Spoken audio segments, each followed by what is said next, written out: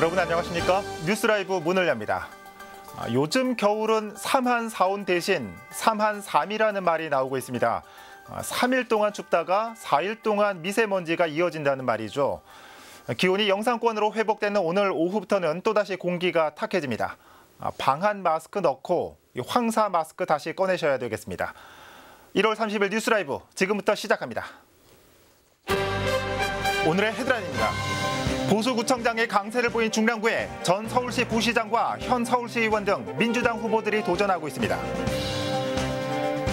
신소재를 사용해 내구성을 강화하고 편의성을 높인 서초구 한파쉼터가 운영되고 있지만 일부 안전 문제도 제기됐습니다. 인구가 10배 이상 늘어나면서 교통 문제가 대두된 세곡동 밤고개로의 교통 대책을 점검해봅니다. 발굴 작업이 진행되고 있는 송파구 풍납동 토성부지에 대형 콘크리트 매립이 발견돼 수사에 들어갔습니다.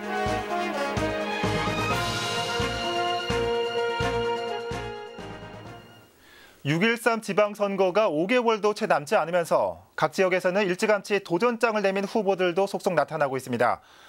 유독 구청장 선거에서만큼은 보수정당이 강세였던 중랑구에서도 조금씩 선거 구도의 윤곽이 드러나고 있습니다. 첫 소식 김동훈 기자입니다. 최근 4번의 중랑구청장 선거에서 보수정당에 모두 패했던 더불어민주당.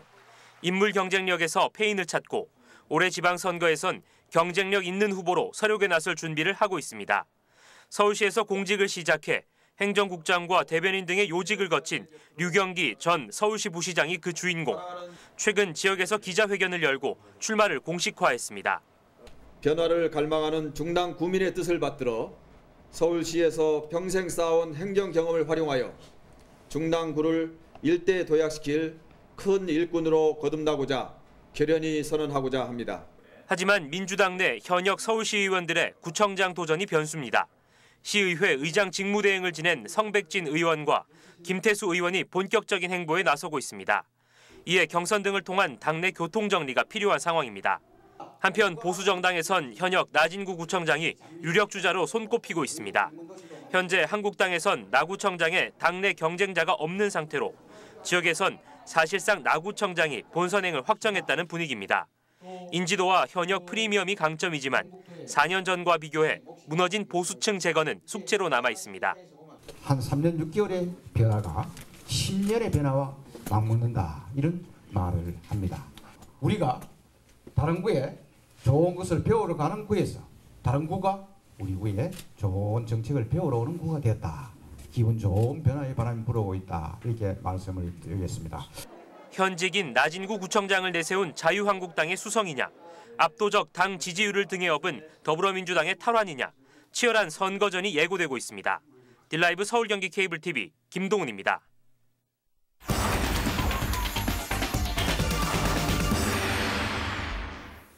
보행자들이 잠시 한파를 피해 갈 수 있는 곳, 최근 용산구 바람막이 쉼터 전해드린 적이 있습니다. 서초구에서는 다른 자치구에서 드러난 단점들을 보완한 추위 대피소를 만들었다고 합니다.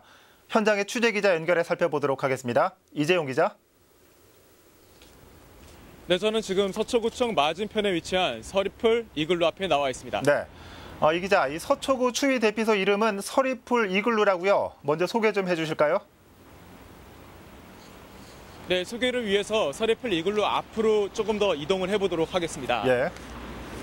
네, 보시는 것처럼 서리풀 이글루는요, 사각형 모양으로 형태가 잡혀져 있고요. 현재 안에는 성인 12명이 들어갈 수 있는 규모입니다. 벽면에는요, 이렇게 보시면 비닐이 감싸져 있는데요. 추위를 막기 위해서 비닐이 감싸져 있는 모습을 볼 수가 있겠습니다. 예. 또 이 겉에 보시면은 기둥은 철제로 다 이제 구조가 설치가 되어 있는데요. 바닥에는 철제 나사 등이 고정돼서 지면에 설치가 되어 있는 상태입니다. 이렇게 서리풀 이글루는 현재 서초구에만 총 52개소가 설치됐습니다. 예, 지금 화면으로 이 외관을 봐서는 굉장히 좀 깔끔한 이미지입니다. 온실도 좀 떠오르고요. 어떻습니까? 구체적으로 다른 자치구에서 설치한 추위 대피소와는 어떤 차이점을 가지고 있습니까? 네, 지금부터 그 차이점에 대해 설명드리겠습니다. 예. 제가 앞서서 서리풀 이글루의 철제에 대해 방금 언급을 해드렸는데요. 보시는 것처럼 철제 구조로 설치가 돼 있고 바닥에 지면이 고정되어 있기 때문에 네. 굉장히 튼튼합니다. 제가 한번 실제 보여드릴 텐데요. 한번 흔들어 보겠습니다. 네, 이렇게 성인인 제가, 남성인 제가 이렇게 흔들어도 철제 구조는 전혀 흔들림이 없이 끄떡도 하지 않습니다. 이 밖에도요, 차이점이 하나 더 있는데 바로 출입문입니다. 출입문은 지금 잠깐 이동을 해서 한번 살펴볼 텐데요. 실제 다른 자치구의 추위 대피소를 살펴보면은 대부분 커튼 형태를 볼 수가 있겠습니다. 그렇죠. 예를 들어서요, 용산구청에서는 바람막이 쉼터가 있고 성동구청에서는 옹기누리소가 있습니다. 그렇게 설치가 되어 있는 대피소들의 주요 특징은 커튼 형태인데 보시는 것처럼 이렇게 서리풀 이글루는요. 이렇게 문을 밀고 닫을 수 있는 미닫이로 형태가 선택됐습니다. 예, 그렇군요. 현재 서초구는 이런 미닫이 문을 통해서요, 이용자들의 편의성을 강화하고 또 뒤에 보행자들의 인도를 확보하기 위해서 예. 이 서리풀 이글루를 차도 방면으로 설치했습니다. 예, 이 확실히 이 커튼형보다는 이 찬바람이 덜 들어올 것 같긴 한데요. 지금 이 기자가 진입하는 걸 보니까 굉장히 차도와 가까워서 좀 문제가 되지 않을까 하는 생각이 드는데 실제로 이런 민원도 제기되고 있다고요? 네, 그렇습니다. 서리풀 이글루를 이용하는 대다수의 지역 주민들은요. 네. 추위를 바깥에서 버스나 다른 차들을 기다리다가 추위에 떨었었는데 이렇게 대피소가 설치돼서 너무나 좋다는 입장입니다. 예. 하지만 일부 이용자들은 또 다른 입장을 보이고 있습니다. 바로 박용 앵커가 말한 것처럼 차도와의 간격이 서리풀 이글루와는 너무 가깝다는 겁니다. 예. 그렇기 때문에 일부 이용자들은요, 이렇게 차도가 몇 걸음 되지 않는 곳에 서리풀 이글루가 설치되어 있어서 출입문을 드나드는 과정에서 혹여나 차가 지나다니는데 사고가 나지는 않을지 우려스러운 얘기들이 나오고 있습니다. 예. 이 밖에도 대다수의 서리풀 이글루 인근에는요, 보시는 것처럼 제 뒤에 이런 나무나 또 아래에 보시면 소화기 전등이 설치가 돼 있는 모습 보실 수가 있겠습니다. 예. 그런데 이런 장애물들이 있다 보니까요, 이렇게 들어오는 진입로가 굉장히 폭이 좁습니다. 예. 그렇기 때문에 유모차를 끌거나 몸이 좀 불편해서 전동 휠체어를 이용하시는 분들은 실제 서리풀 이글루를 이용하는데 상당히 불편함이 있는 상황입니다. 예, 그러게요. 지금 화면으로 봐서도 이 유모차를 끌거나 휠체어를 끌고 다니시는 분이 어떻게 과연 입구로 들어갈까 하는 생각이 들거든요. 자, 이에 대해서 서초구는 어떤 입장을 보이고 있습니까? 네, 서초구는 지난해 12월 20일에 시범 운영을 통해서 이렇게 서리풀 이글루의 설치 장소와 차도의 간격을 결정했다는 입장입니다. 예. 때문에 서리풀 이글루를 이용하는 이용자들의 편의성과 더불어서 뒤에 돌아다니는 보행로에 공간 확보를 중요시 여긴다는 입장인데요. 예. 하지만 일부 이용자들이 우려했던 이런 안전 문제, 차도의 간격이 이글루와의 그 출입문이 차도의 간격이 너무 가깝다 보니까 안전상 문제가 제기되는 부분, 그리고 실제 이런 장애물들로 인해서 일부 이용자들이 제대로 원활하게 이용하지 못하는 이런 불편 사항들을 적극 반영해 앞으로 서리풀 이글루를 설치할 때는 검토해서 적용하겠다는 방침입니다. 그런데요, 이런 부분들에 대해서 서초구청 한 관계자와 제가 한번 통화를 해봤습니다. 예. 근데 앞서 말씀드렸다시피 서리풀 이글루는 현재 서초구에 52개소가 설치되어 있는데요. 예. 이 52개소 이외에 이번 겨울에는 추가 설치 계획이 없다는 입장입니다. 그렇기 때문에 현재 52개소가 설치된 서리풀 이글루는요, 올해 3월 말까지 운영이 되고요. 예. 3월 말 이후에는 철거가 될 예정입니다.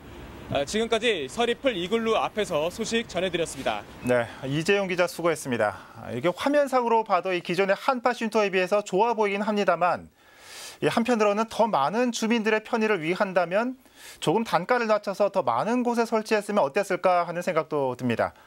서초구 연결해봤습니다.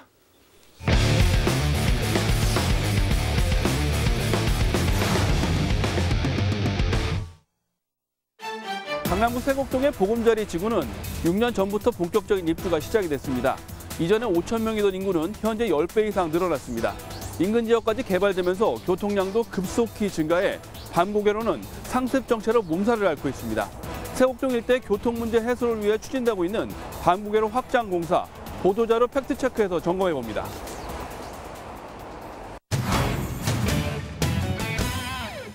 지난 2014년 세곡동의 교통대책 마련을 촉구하는 강남구의 보도자료입니다. 현행 법령에 따라 면적 100만 제곱미터 이상이거나 인구 2만 명 이상이면 세워야 하는 광역교통대책이 마련돼 있지 않아 적절한 대책이 필요하다는 내용입니다. 수서역과 동남권 유통단지, 위례 신도시까지 입주하면 세곡동에 하루 50만 대의 차량이 통행할 것으로 예측했습니다. 인근 개발이 끝나거나 마무리되는 상황에서 세곡동의 교통 문제는 현실로 나타났습니다. 세곡 사거리에서 수서 IC 3.5km 구간 밤고개로에서 매일같이 출퇴근길 교통전쟁이 벌어집니다. 지금 아침에 출근할 때 보면은 세곡 사거리에서 수서역까지 정확히 30분 내지 35분이 걸립니다. 그리고 더 많이 밀릴 때는 뭐 대책 없죠.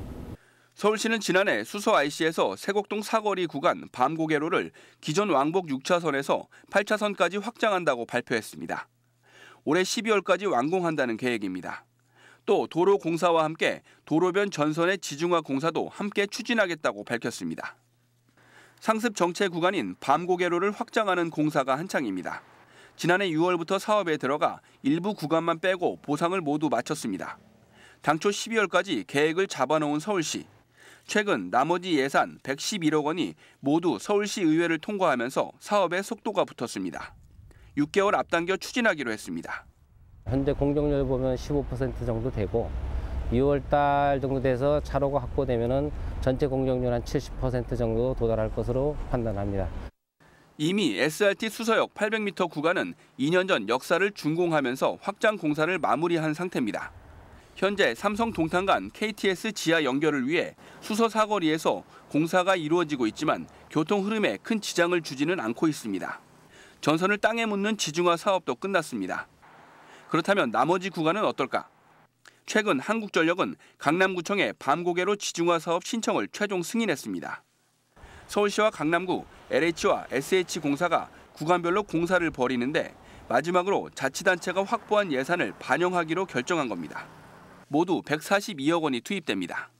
3구간은 지금 공사를 하고 있습니다. 지금 1구간은 이제 세부 설계 들어가서 가장 시급히 해결해야 할 밤고개로 확장은 다소 순조롭게 진행되는 분위기입니다. 하지만 인근 지역의 개발이 앞으로도 예정돼 있어 교통 여건 개선이 더 필요한 상황입니다. 강남구는 근본적인 해결을 요구하고 있습니다.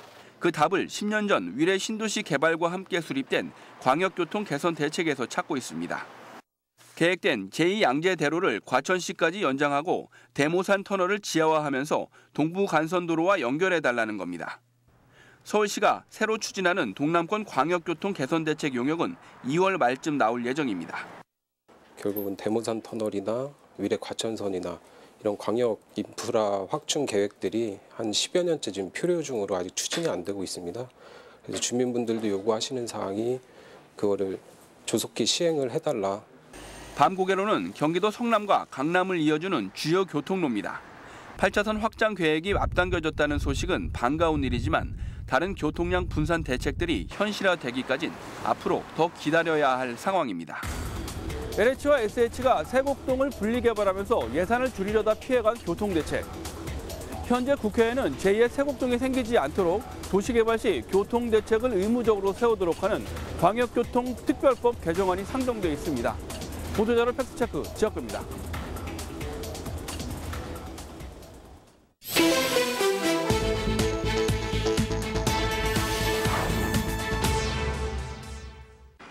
어제 오전 9시쯤 서울 강서구 마곡동의 한 공사장에서 화재가 발생해 소방서 추산 250만 원의 재산 피해가 났습니다.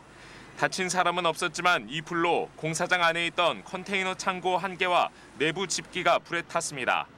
경찰과 소방당국은 공사장 안에 있던 컨테이너 박스에서 전기 합선이 일어난 것으로 보고 정확한 사고 원인을 조사하고 있습니다.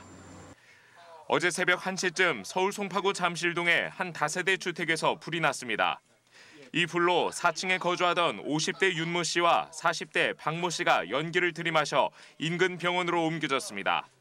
윤 씨와 박 씨는 부부 사이로 불이 나기 직전까지 집안에서 다투고 있었던 것으로 알려졌습니다. 경찰과 소방당국은 부부가 말다툼을 하다 홧김에 불을 낸 것으로 보고 정확한 사고 원인을 조사하고 있습니다. 뉴스라이브 사건 사고였습니다.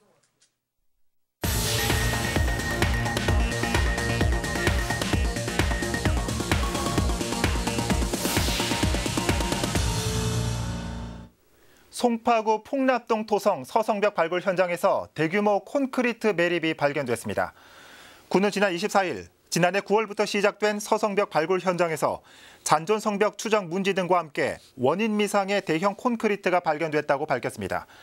규모는 길이 40m, 너비 20m, 두께 2, 3m로 콘크리트 약 1,500톤 정도입니다. 거대한 폐콘크리트 덩어리로 인해 풍납토성 성벽 말단부 상당 부분이 멸실됐으며 군은 발견 즉시 문화재청과 협의해 콘크리트 발생 시기와 목적, 행위자 등에 대한 국가지정 문화재 훼손을 경찰에 수사 의뢰했습니다. 계속되는 한파에 전력난이 심각합니다. 사실 더운 여름이나 추운 겨울이나 이런 전력난이 반복되는 건 과도한 전력 사용 때문일 겁니다. 성북구에서는 주민들 스스로 전기 절약에 나서 지난해에만 8억 원이 넘는 전기료를 아꼈다고 합니다. 이혜진 기자입니다. 성북구의 한 아파트. 이곳은 지난해 서울시 아파트 중 전기료를 가장 많이 아낀 아파트로 뽑혔습니다. 2016년 4억 5,200만 원이었던 전기세가 지난해엔 3억 5,300만 원으로 줄어든 것. 약 1억 원 가까이 전기료를 아꼈습니다. 그 비결은 아파트 곳곳에서 찾아볼 수 있습니다. 먼저 지하주차장 조명으로 사용됐던 140개의 형광등은 70개의 LED 조명으로 교체됐습니다. 여기서 한 달 400만 원 이상 전기세가 절감됐습니다. 또 10집 중 한 집꼴로 미니 태양광을 설치했습니다. 한 집당 10,000원 정도의 전기세가 줄었습니다. 이렇게 눈에 보이게 관리비가 줄어들자 주민들 스스로 절전에 나서면서 그 효과는 더욱 커졌습니다. 가장 효과가 컸던 게 태양광, 미니 태양광이라고 생각을 해요. 그래서 그런 이게 절전이 되긴 되는가 보다. 그래서 생각을 하고 그 가격을 이렇게 이제 전기를 계산을 해봤더니 평균적으로 한 월 8,000원에서 10,000원 정도는 줄어드는 걸 느끼게 됐어요. 저희가 남양이라 그런지 모르겠지만. 예. 또한 이곳은 절감된 관리비로 경비원들의 최저 시급을 맞춰줄 수 있게 돼 경비원의 고용 안정과 관리비 절감이란 일석이조 효과를 거뒀습니다.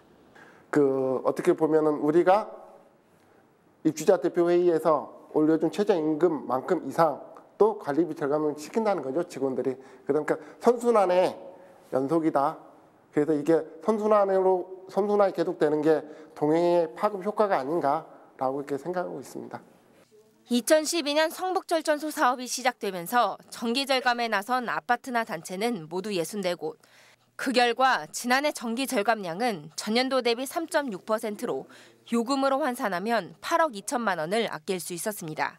3만 5천 세대의 절전소로 외형이 확대가 됐고 그 절전소들의 전기 절감량을 보면 1,200만 킬로와트, 온실가스량으로는 5,500톤 이상의 절감하는 효과가 있었습니다.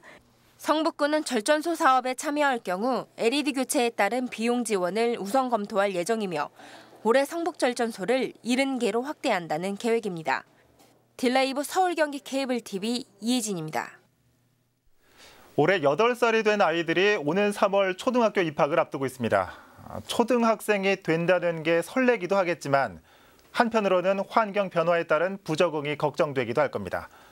현재 초등학교에 다니는 학생들이 직접 음악을 통해 후배들을 응원하는 자리가 마련됐습니다. 엄종규 기자가 다녀왔습니다. 언제나 응석바지일 줄 알았던 아이들이 관객석에 앉아 점잖게 공연을 감상합니다. 가끔 눈도 감기고 장난이 치고 싶기도 하지만 오늘만큼은 무대에 집중하고자 노력합니다. 객석을 채운 건 8살 예비 초등생. 무대에는 초등학생 언니, 누나, 형, 오빠가 올랐습니다.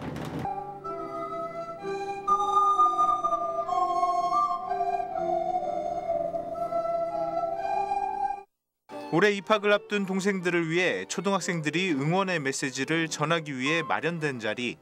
그동안 아이들을 돌봐온 어린이집 선생님은 아쉬움이 담긴 목소리로 거친 선생님의 손을 꼭 잡아주던 너희들의 보드라운 손이 매일매일 그리울 것 같다.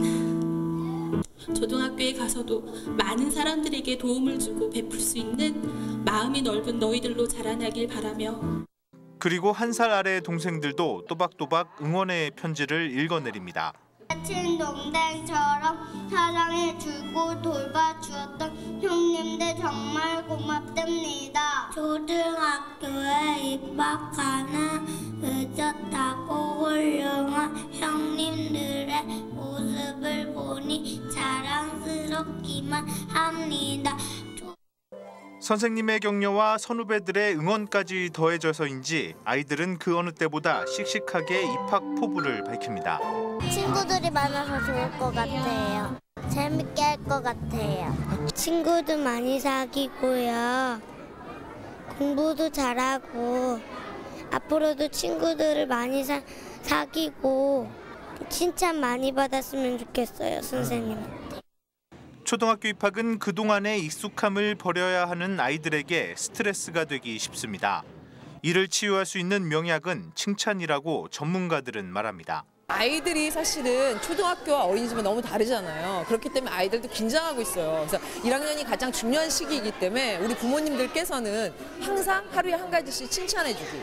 학교 갔다 오면 오늘 재밌었니? 즐거웠니? 이렇게 말씀해 주시면 아이가 더 학교 가는 게 더 즐거울 것 같습니다. 어느덧 한 뼘 더 자란 아이들.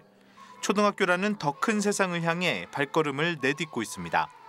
딜라이브 서울 경기 케이블 TV 엄종규입니다.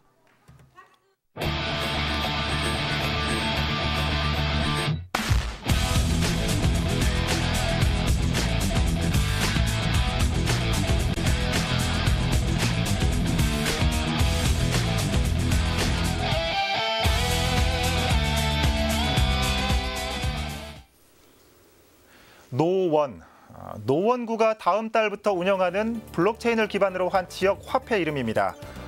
노원구 가맹점에서만 쓸 수 있게 2016년부터 추진되어 왔는데 글쎄요, 요즘 가상화폐에 대한 각종 규제와 색안경이 난무하면서 시기가 안 좋은 건 아닌가 하는 생각도 듭니다. 하지만 일단은 자원봉사자나 기부자들에게 바우처 형식으로 주어지는 공공의 성격이 강하다니까 가상화폐와 지역이 만난 첫 모델이 어떨지 관심을 가지고 지켜봐야겠습니다. 뉴스라이브 마칩니다. 시청해주셔서 고맙습니다.